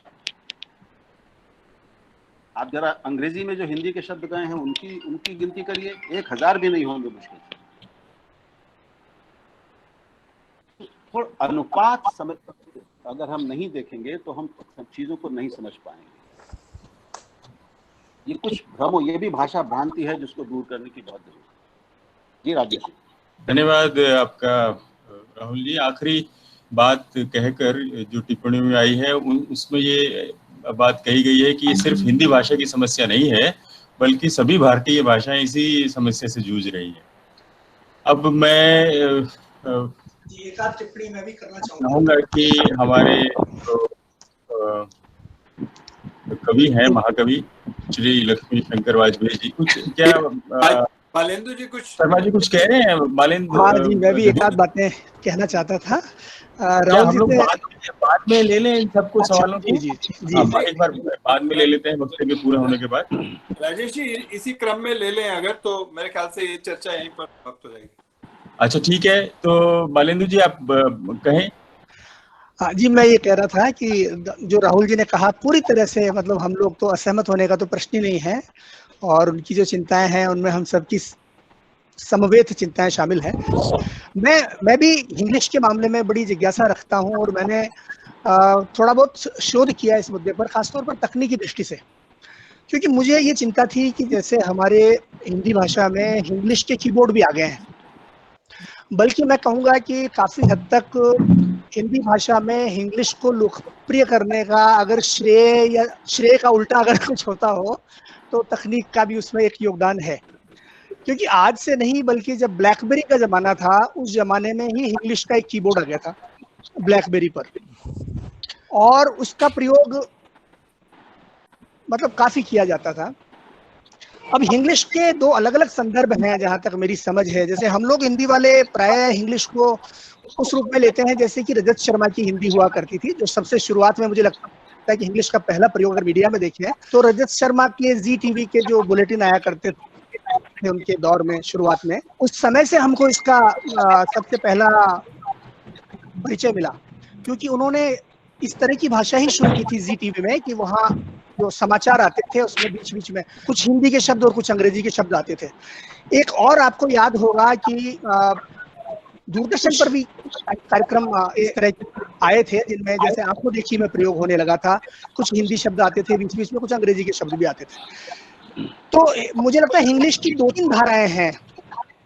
एक तो ये धारा हो गई जिसमें कुछ शब्द हिंदी अंग्रेजी के आते हैं, मतलब खिचड़ी भाषा, और दूसरी एक धारा वो है जो कि लोग रोमन लिपि में लिखते, उसमें देवनागरी का एक भी शब्द इस्तेमाल नहीं करते और वो पूरी हिंदी को रोमन में लिखते हैं। उसको भी तकनीक की जो दुनिया है उसमें इंग्लिश कहा जाता है। तो जिस ब्लैकबेरी के कीबोर्ड का जिक्र मैं कर रहा था, वो का कीबोर्ड था कि यदि किसी व्यक्ति के पास में हिंदी में टाइप करने की, देवनागरी में टाइप करने की सुविधा नहीं है और वो हिंदी में अपने आप को अभिव्यक्त करना है लेकिन वो देवनागरी में टाइप करना नहीं जानता, तो वो क्या करता था कि इंग्लिश का कीबोर्ड इस्तेमाल करता था। और उसमें सुझाव भी जो थे वो अंग्रेजी रोमन लिपि में हिंदी अक्षरों के सुझाव भी आते थे, बाकायदा अभी भी आते हैं, और वो उनका इस्तेमाल करते हुए बिना हिंदी डाउनलोड किए या बिना हिंदी को एक्टिव किए अपने मतलब खिचड़ी भाषा भी नहीं, रोमन लिपि में हिंदी में लिखा करता था। तो उस समय ब्लैकबेरी के जमाने से इस तरह के कीबोर्ड हिंदी में आए। अब यहाँ पर एक चिंतनीय दो बातें आती हैं। पहली बात तो 2 तरह की इंग्लिश हो गई, एक तो वो जिसमें खिचड़ी भाषा है और दूसरी ये इंग्लिश हो गई जिसको तकनीकी दुनिया में कहा जाता है और कि भाई आप रोमन का इस्तेमाल करते हुए हिंदी लिख रहे हैं। अब इसमें 2 चिंतनीय बातें आती है। एक तो ये कि मेरे मन में ये प्रश्न था कि क्या दुनिया की दूसरी भाषाओं में भी ये स्थिति है या खाली हिंदी को ही हम बर्बाद कर रहे हैं, हिंदी ही प्रदूषित हो रही है। तो मैंने इसका थोड़ा अध्ययन किया तो ये पता चला कि ये प्रभाव मतलब दुर्भाग्यवश दुनिया की अधिकांश भाषाओं में, चीनी भाषा में चिंग्लिश आ गई है, जापानी भाषा में जिंग्लिश आ गई है, फ्रेंच में फ्रिंग्लिश आ गई है, उर्दू में भी इसका प्रभाव आ गया। तो ये एक तरह से मुझे लगता है कि एक वैश्विक समस्या बन गई है। तो एक इसका व्यापक परिप्रेक्ष्य भी है जिस पर भी हम शायद काम कर सकते हैं। दूसरा एक प्रश्न मेरे मन में ये आता है, प्रश्न भी मानिए या मेरा इनपुट मान सकते हैं, कि प्रश्न ये पैदा होता है कि चूंकि मैं टेक्नोलॉजी की भूमिका को लेकर थोड़ा चिंतित हूं इस संदर्भ में, तो प्रश्न ये पैदा होता है कि क्या टेक्नोलॉजी की भूमिका एक फैसिलिटेटर की है या टेक्नोलॉजी हमको गाइड करने की स्थिति में भी है। क्योंकि मैंने इसकी अनेक बार आलोचना की हमारे आंतरिक मंचों पर, जैसे टेक्नोलॉजी के मंच पर है, कि भाई ये गलत कर रहे हैं हम लोग भाषा को एक गलत दिशा में ले जा रहे हैं जो कि उसकी स्वाभाविकता के अनुरूप नहीं है। लेकिन इस पर जो उत्तर आता है वो ये आता है कि क्या टेक्नोलॉजी भाषा को दिशा निर्देश देने की या उसको दिशा देने की स्थिति में है या भाषा से निर्देशित होने की स्थिति में। जैसे प्रश्न ये पैदा होता है कि विदेशों में जो लोग हिंदी का प्रयोग करना चाहते हैं लेकिन हिंदी में टाइपिंग नहीं जानते, क्या टेक्नोलॉजी को उनकी मांग पूरी करनी है या वो इंग्लिश कीबोर्ड ना लाए और उनको ये दिशा दे कि नहीं आप सब हिंदी का कीबोर्ड डाउनलोड कीजिए और हिंदी में काम कीजिए। तो ये कुछ डिलेमाज है या कुछ पशुपेश हैं जो मेरे मस्तिष्क में थे जिनका मैं जिक्र करना चाह रहा था। कुछ जवाब दे सकता हूँ?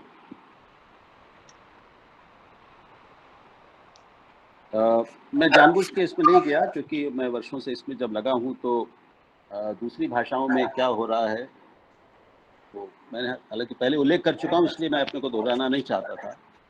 तो कम से कम 200 अंग्रेजी किताबों की सूची तो मैं दे सकता हूँ जिनमें अंग्रेजी के विभिन्न भाषाओं के ऊपर अलग अलग आयामों से उनका अध्ययन किया गया, उसके प्रभाव का, और उसको देखा गया है अलग अलग देशों में विद्वानों द्वारा। और अंग्रेजी को किलर लैंग्वेज, प्रेडेटरी लैंग्वेज, ये सब कहा गया है अंग्रेजी में लिखी गई पुस्तकों में अंग्रेजी के लोगों द्वारा, अंग्रेजी विद्वानों द्वारा। और सही है, बैंग्लिश बंगाल में भी हो रहा है, बांग्ला में हो रहा है, तमिल में हो रहा है, तमिलिश हो रहा है, स्पैंग्लिश स्पेनिश में हो रहा है, ये सब हो रहा है, मैं अभी उसमें नहीं जा रहा हूँ। लेकिन हिंदी की स्थिति में और बाकी की भाषाओं में, अगर मराठी में भी हो रहा है, लेकिन मराठी में एक सामान्य, आप मराठी परिवार से पूछेंगे, मैं पूछता हूँ कि भाई आप अपने माता पिता को क्या बोलते हैं, जब उनके बारे में उल्लेख किसी और से करते हैं तो बोलते हैं हम उनको आई बोलते हैं, घर में बाबा बोलते हैं।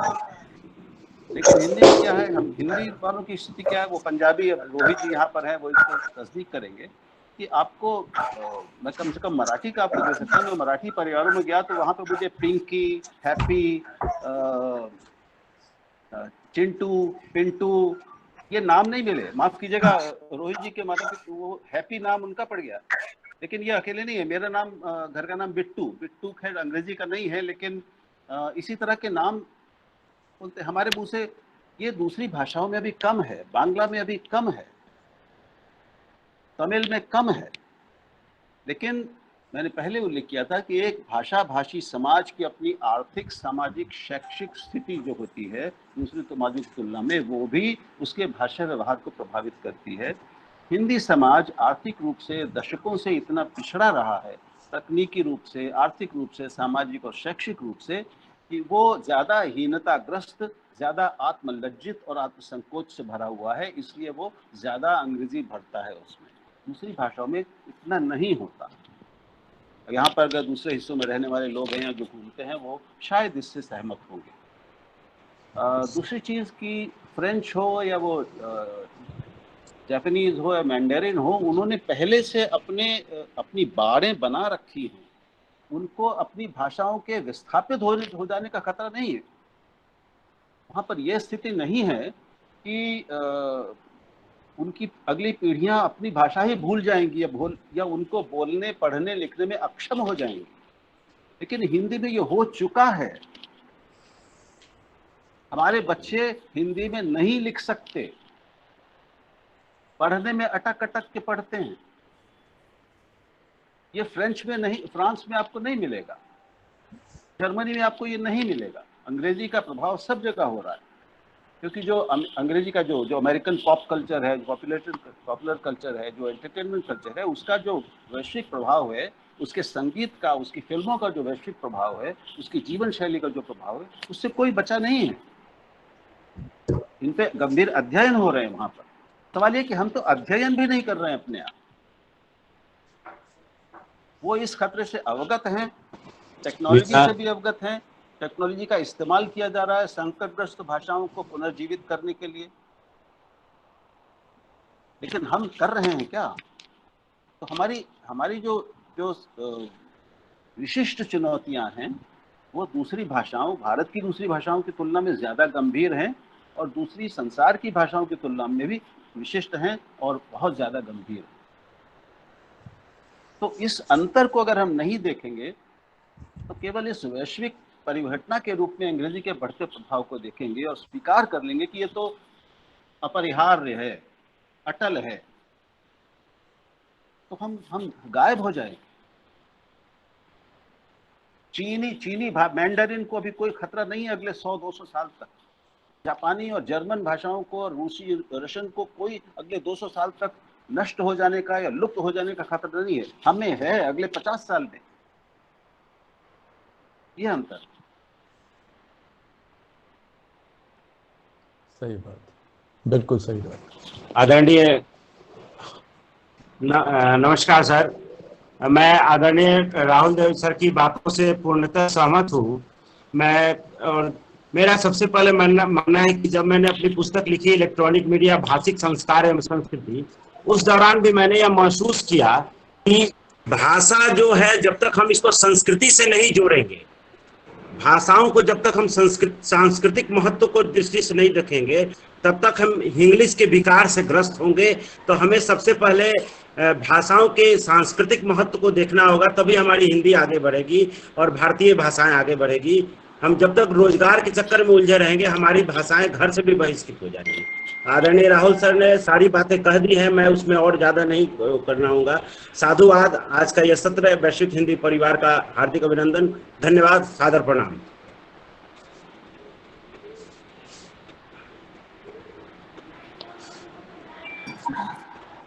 राजेश सर अपना राजेश सर हमारी कर धन्यवाद राहुल जी।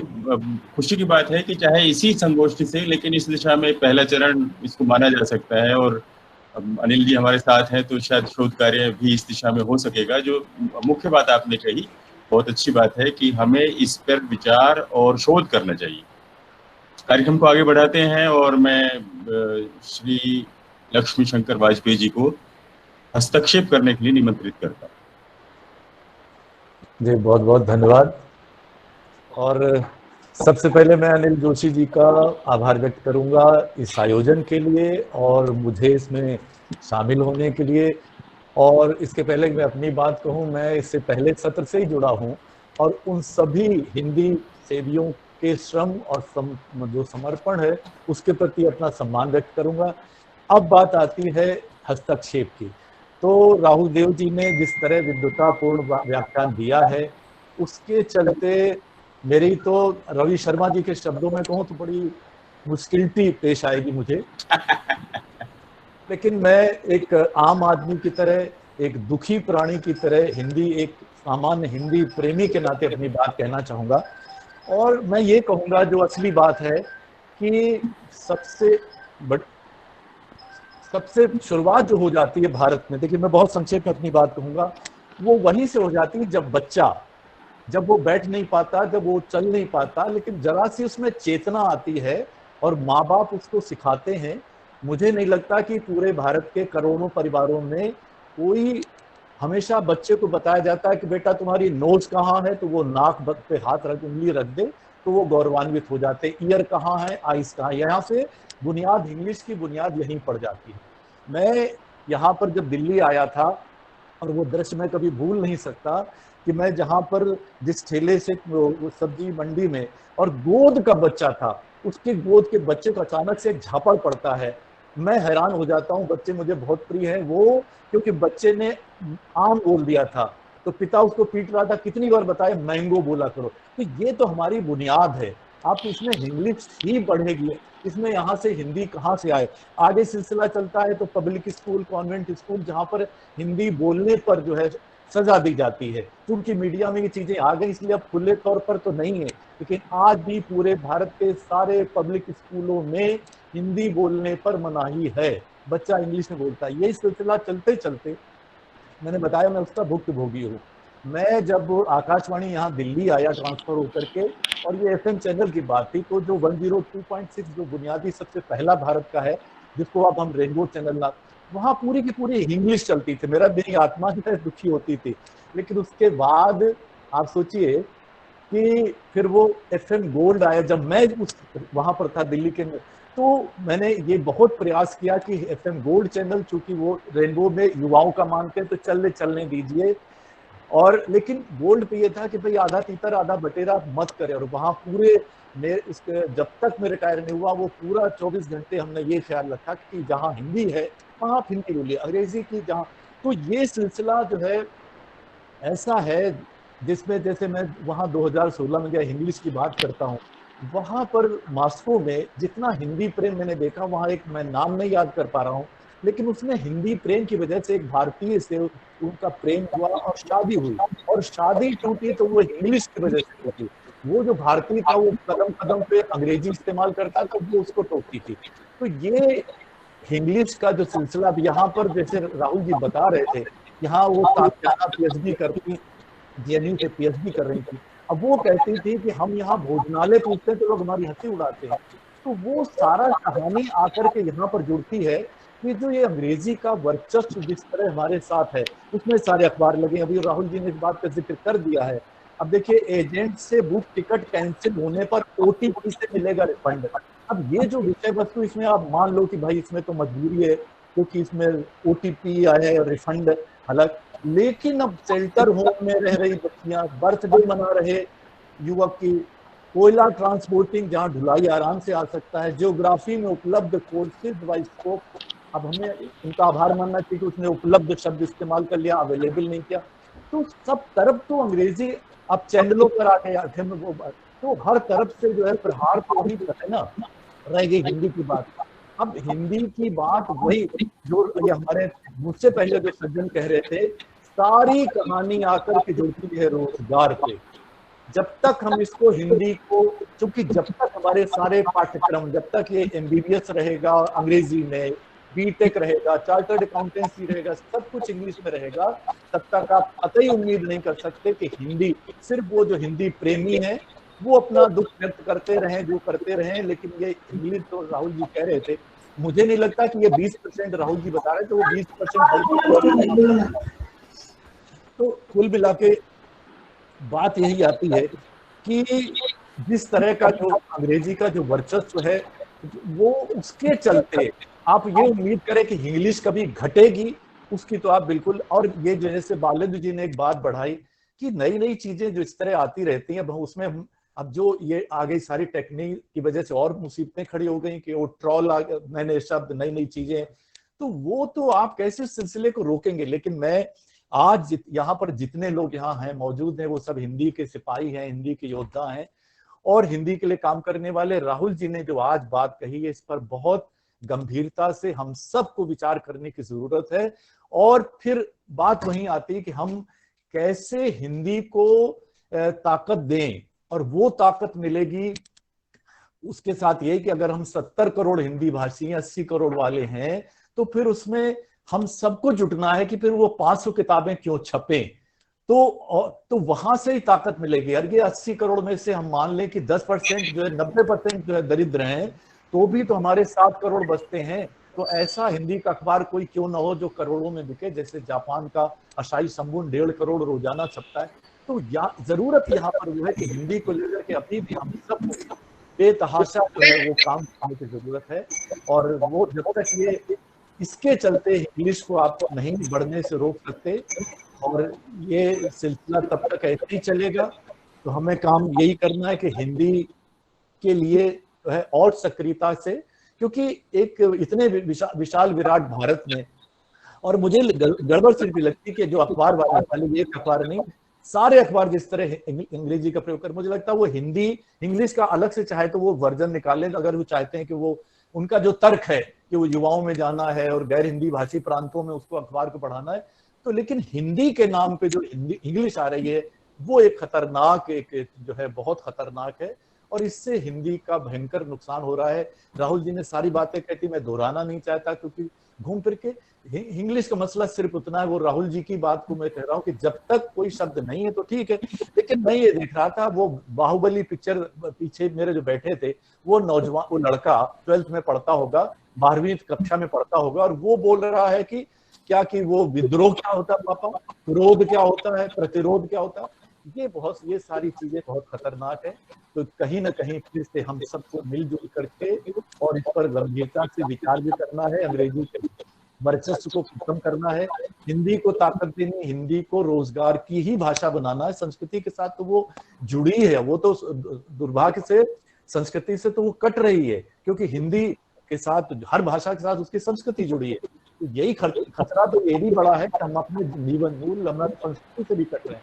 तो कुल मिला के सारी बातें राहुल जी ने बताई है, लेकिन आज यहाँ जितने लोग मौजूद हैं, आज एक बहुत नया विषय आया है और इस पर हम सब मिलकर के फिर गंभीरता से विचार करें। अंग्रेजी के वर्चस्व को तोड़ने के लिए क्या कर सकते हैं, हिंदी के अपनी शब्दों को, अपनी भाषा को बचाने के लिए क्या कर सकते हैं, ये तमाम सारी चीजों पर हमें विचार करना पड़ेगा और किया जा सकता है। मैं अब सिर्फ आखिरी बात ये कहता हूँ, कहने की नहीं है, जब मैं बना दिल्ली केंद्र का निदेशक था, जब जितने बड़ी बड़े समारोह होते थे पूरे भारत में, बड़े जैसे फिल्म समारोह, सबकी रिपोर्ट अंग्रेजी में बनती थी नेशनल प्रोग्राम में, जो सारी मैंने खत्म करा के सारी हिंदी में बनने लगी। और हमारे FM रेनबो चैनल जो कहलाता है, उसमें 12 घंटे अंग्रेजी के प्रोग्राम आते थे, 12 घंटे हिंदी के। अब जिस भाषा के जानने वाले थे 5% भी नहीं, उसके 12 घंटे कार्यक्रम आते थे। ना कोई उसमें TRP, ना कोई उसमें रेवेन्यू आ रहा, ना कोई उसमें कुछ भी नहीं आ रहा है। तो वो घटा के मैंने 5 घंटे 12 घंटे कर दिया। करने वाला हो तो बहुत कुछ किया जा सकता है। जैसे अनिल जोशी ने अभी पहली ही बैठक में 4 पाठ्यक्रम शुरू करा दिए। तो हम सबको सक्रिय होना है और एक बहुत नए सिरे से एक लड़ाई शुरू करनी है हिंदी के लिए। हिंदी को ताकत देने के लिए, अंग्रेजी के वर्चस्व को घटाने के लिए, तब शायद ये इंग्लिश का जो प्रभाव बढ़ता जा रहा है, बढ़ता ही जाएगा, क्योंकि हिंदी वाले बहुत सीमित है, हिंदी प्रेमी बहुत सीमित है, उनका दायरा बहुत सीमित है, और फिर चूंकि सत्ताएं अंग्रेजी की तरफ खड़ी है, क्योंकि ब्यूरोक्रेसी अंग्रेजी की तरफ खड़ी है, क्योंकि और बहुत सारा पूरा कारपोरेट जगत खड़ा है, मीडिया खड़ा है, चैनल जिस तरह बोल रहे हैं, जिस तरह एफएम के चैनल बोल रहे हैं, तो आप हिंदी को कैसे बचा पाओगे। तो मुझे इतनी ही बात कहनी थी, बहुत कुछ कहा जा सकता है, लेकिन आपने यहाँ पर मुझे आमंत्रित किया, बहुत बहुत धन्यवाद। धन्यवाद। एक बहुत छोटी सी टिप्पणी। एक मिनट, क्या अनीता शुक्ला वहां पर कोई बहुत देर से हाथ उठाया है? संक्षेप में बताएं अपनी बात, फिर राहुल जी शायद दोनों का जवाब देंगे। जी, बहुत बहुत धन्यवाद सर समय देने के लिए।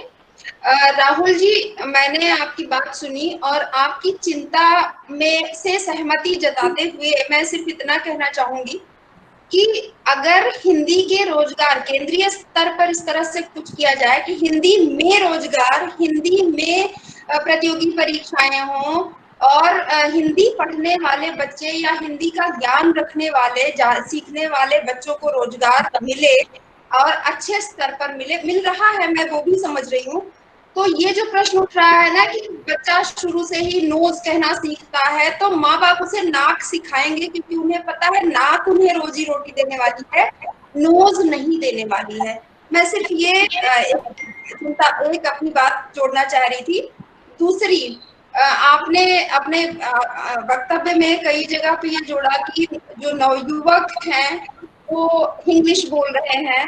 मैं ये जोड़ना चाहती हूँ उसके साथ साथ कि आजकल तो विश्वविद्यालयों में औपचारिक पत्र भी इंग्लिश में हिंदी के विभागाध्यक्ष लिख रहे हैं, तो स्थिति बहुत चिंताजनक है। बहुत बहुत धन्यवाद। मैं ये दो बातें कहना चाहती हूँ। धन्यवाद। अपना माइक्रोफोन म्यूट कर दीजिए। और राहुल जी जी, बहुत संक्षिप्त टिप्पणी, क्योंकि रोजगार की बात लक्ष्मी शंकर जी ने भी कही और अनीता जी ने भी, और वो भी एक सबसे बड़ा तर्क रहता है अंग्रेजी के पक्ष में। तो एक मेरा प्रति प्रश्न ये है, शंकर जी सोचिएगा कि हमारी जो, इसको कृपया हमारे जो स्त्रीवादी मित्र हों वो इसको उस रूप में न देखें, लेकिन हमारी जो गृहिणियां हैं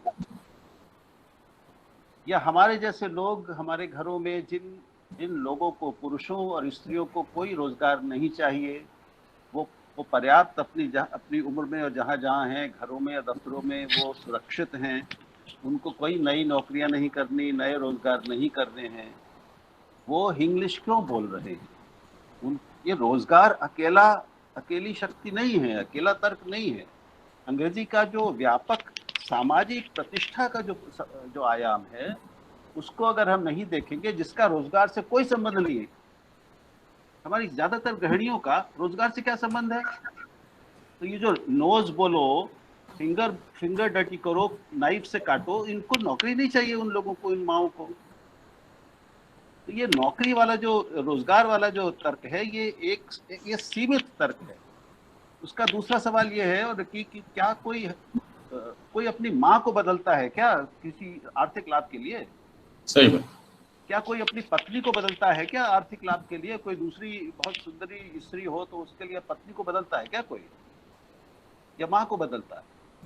ये एक समाज का अपनी भाषा के प्रति भाव क्या है, जो रिश्ता है, उसकी सघनता, उसकी गहराई, उसकी मजबूती, ये एक ज्यादा बहुत व्यापक और जटिल रिश्ता है। उसको केवल हम आर्थिक समीकरणों में नहीं समझ सकते। धन्यवाद आपका। अजय जी, मुझे विनम्रता से ये बात कहनी थी। राहुल जी बिल्कुल सही बात करें, लेकिन चिंता ये है, ये मैं सरोजनी नगर में रोज देखता था, जैसे ही बच्चा कोई अंग्रेजी शब्द, हिंदी शब्द बोलता है तो वो टोकती थी तुरंत, क्योंकि माँ को ये चिंता है कि अगर बच्चा ये अंग्रेजी में नहीं रचा बसा तो उसका भविष्य चौपट हो जाएगा। सबसे बुनियादी बात, जो बच्चे को उसने झापड़ मारा, गोद के बच्चे को, वो झापड़ इसीलिए मारा कि उसका भविष्य ना चौपट हो जाए। तो यहाँ पर आती है, इतनी सी बात। धन्यवाद आपका वाजपेयी जी। और आखिर में मैं कार्यक्रम के आखिर में आमंत्रित करना चाहूंगा अनिल जोशी जी को उनके वक्तव्य के लिए। धन्यवाद। धन्यवाद राजेश जी।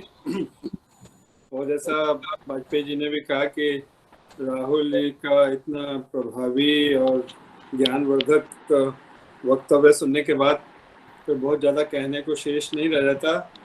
ये ज़रूर हम लोगों का काम रह जाता है कि उनके कहे हुए कुछ बिंदुओं को फिर दोबारा से रेखांकित करने की कोशिश करें।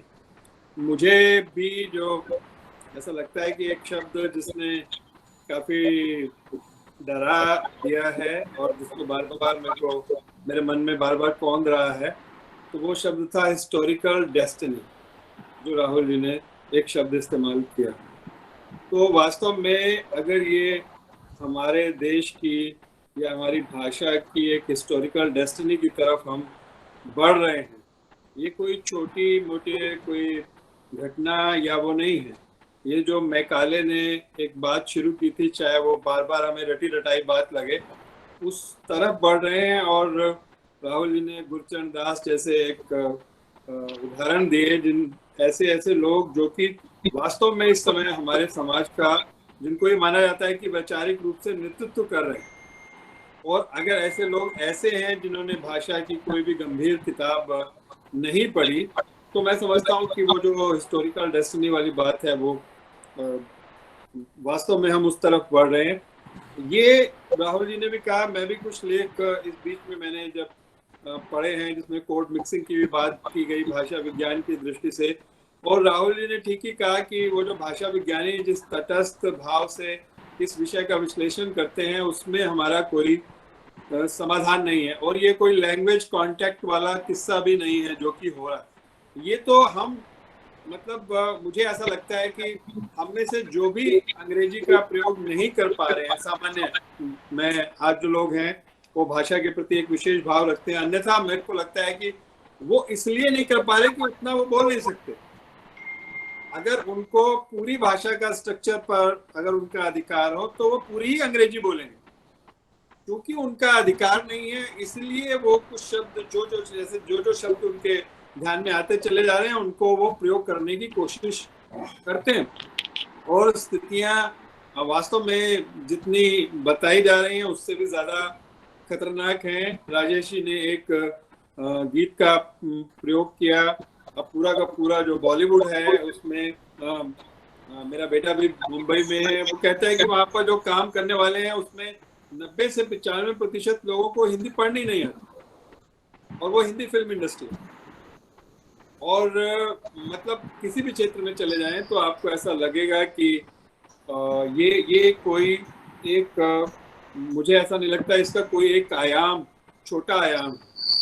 जैसे हम अभी एक IAS ऑफिसर्स का एक ग्रुप बनाया है जिसमें एक चर्चा चल रही थी कि उच्च शिक्षा के अंदर भाषा का जो सवाल है वो शिक्षा नीति में होना चाहिए।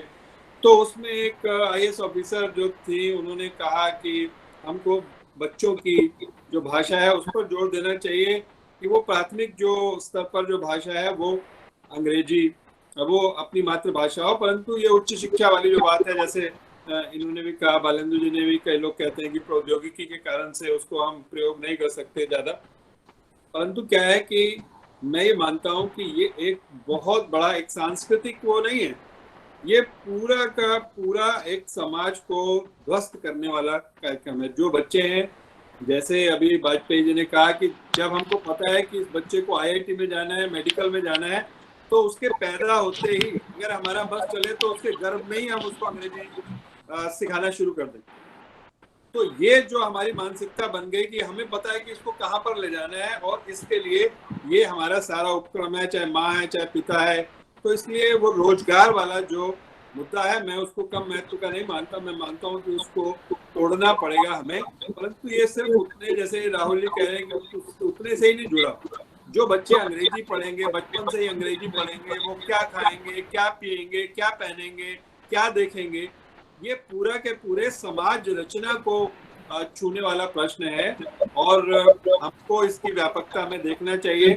और चूंकि विषय हमारा समय भी हो चुका है, तो मैं इस विषय को इससे ज्यादा छूने के बजाय मैं ये कहूँगा कि मैं ये हमेशा मैं जो देखता हूँ कि अगर सामने एटम बम है और हिंदी वाले जो है वो अपना चाकू, जो भी मतलब घिसा हुआ चाकू है, उसको कोशिश कर रहे हैं तैयार करने की, तो वो स्थिति मुझे दिखाई देती है कि हम जिन प्रश्नों पर विचार कर रहे हैं, जिन प्रश्नों पर समय लगा रहे हैं, जो हमें रणनीति बनानी चाहिए, जो हमारे समाज की जीनियस को जिन कामों में लगना चाहिए था वो शायद नहीं लगे। और अगर हम आज इस पर चर्चा कर रहे हैं और जिस विषय के ऊपर इतनी पुस्तकें निकल चुकी और जिस विषय पर वो लोग समझ रहे हैं कि शायद एक शेक्सपियर जैसा एक लेखक भी बन जाएगा, तो सच में हम लोग अंधेरे में हैं।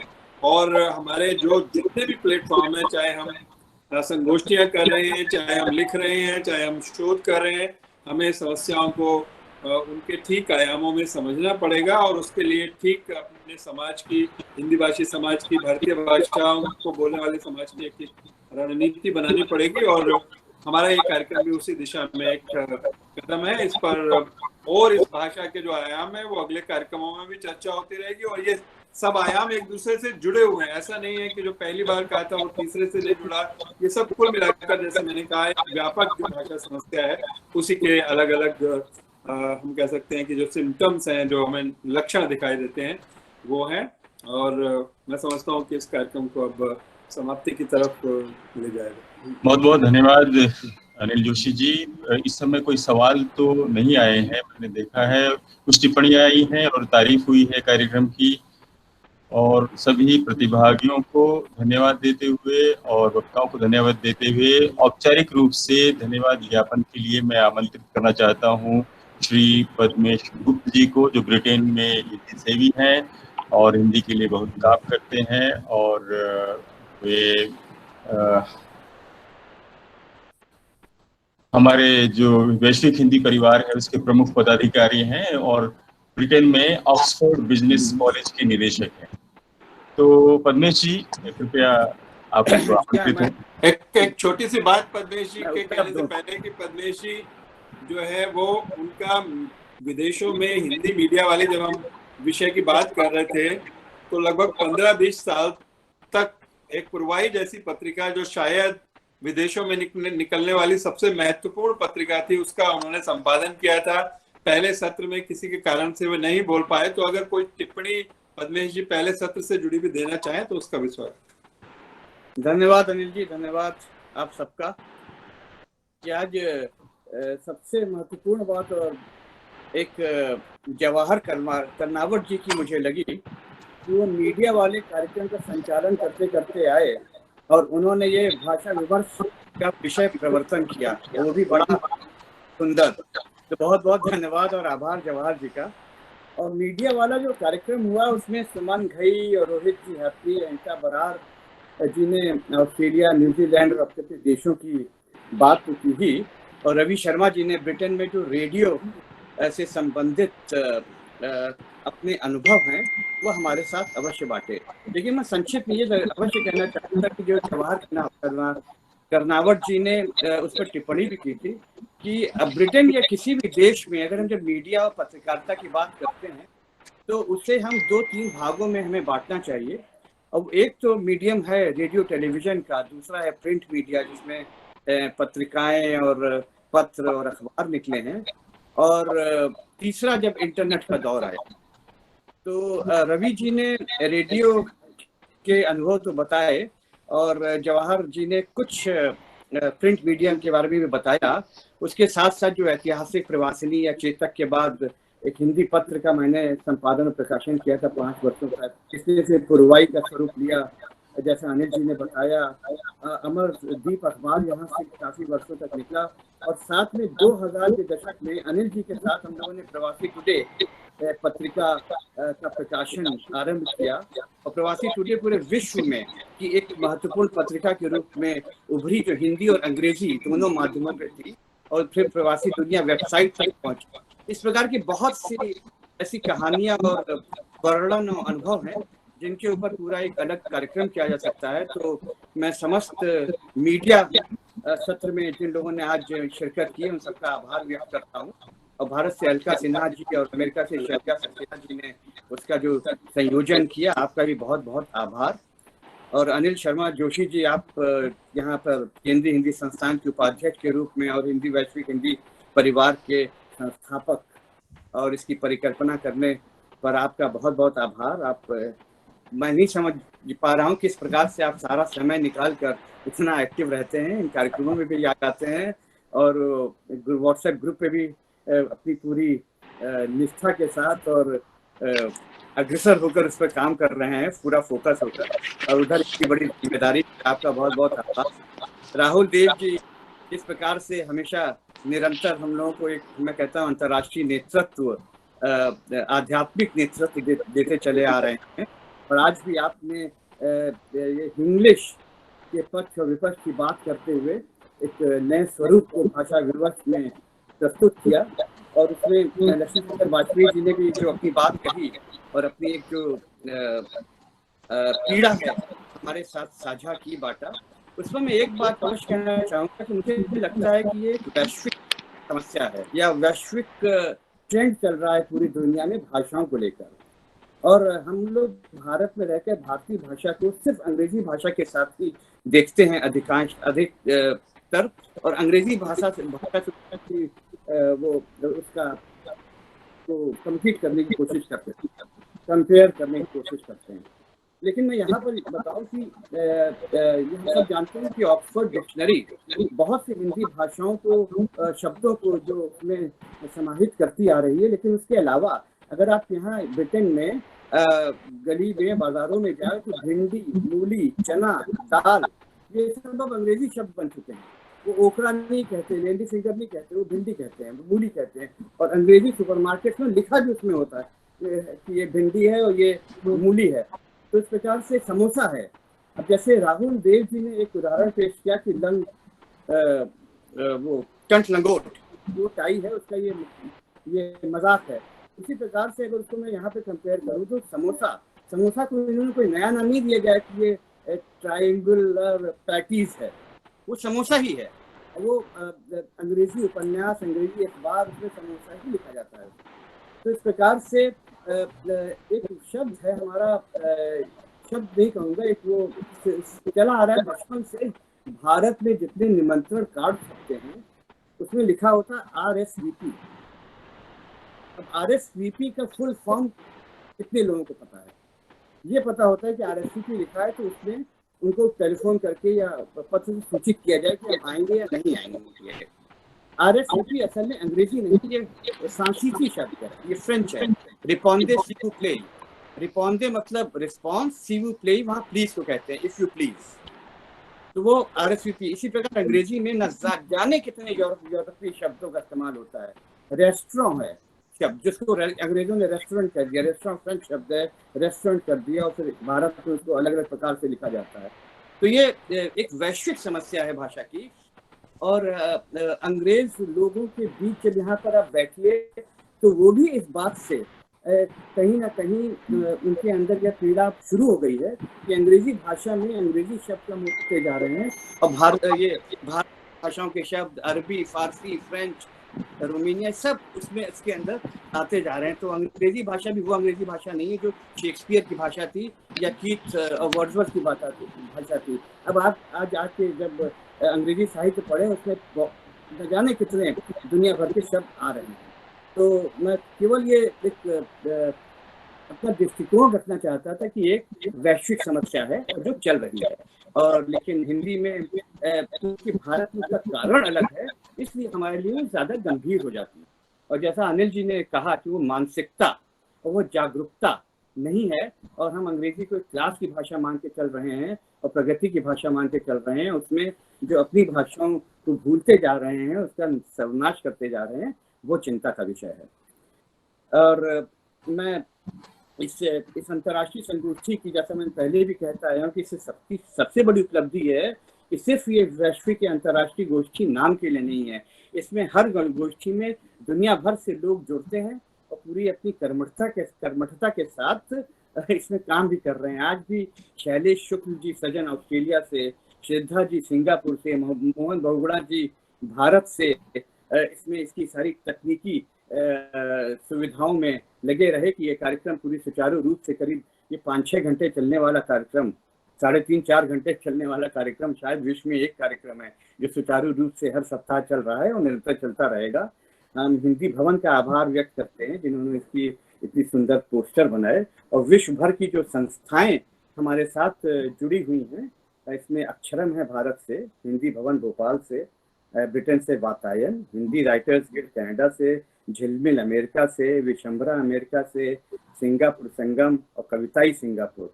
और इन संस्थाओं के साथ साथ हमने विश्व हिंदी सचिवालय मॉरिशस के लिए हम आभारी हैं, विनोद कुमार मिश्र जी के विशेष रूप से, जिन्होंने इसको संरक्षण प्रदान किया है वैश्विक हिंदी एक परिवार को। और बस अब इन शब्दों के साथ क्षमा कीजिएगा अगर मैं किसी का नाम या किसी संस्था का नाम भूल गया हूँ। मैं एक मिनट लूंगा पद्मेश जी। जी जी जी जी। वैश्विक हिंदी परिवार की ओर से और हम सभी की ओर से आपको बधाई भी देना चाहता हूँ कि आपका जो ऑक्सफोर्ड बिजनेस कॉलेज है वो ब्रिटेन के सब जो प्राइवेट कॉलेज हैं उसमें इस बार की सूची में नंबर 1 पर आया है। आपको, आपकी पूरी टीम को, आपकी मेहनत को, आपके विजन को हम सब लोगों की तरफ से बहुत बहुत बहुत धन्यवाद अनिल जी।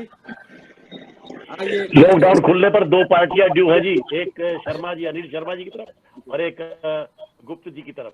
जी ऐसे मैं एक्चुअल वो बता दूं कि यहाँ ब्रिटेन में जो है वो इंडिपेंडेंट हायर एजुकेशन सेक्टर का पिछले 3 वर्षों से उन्होंने जोड़ा है।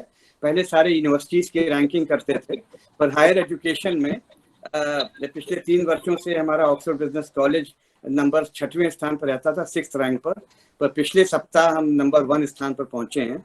उसके लिए बहुत बहुत आप सबका आशीर्वाद और शुभकामनाएं, बहुत बहुत धन्यवाद।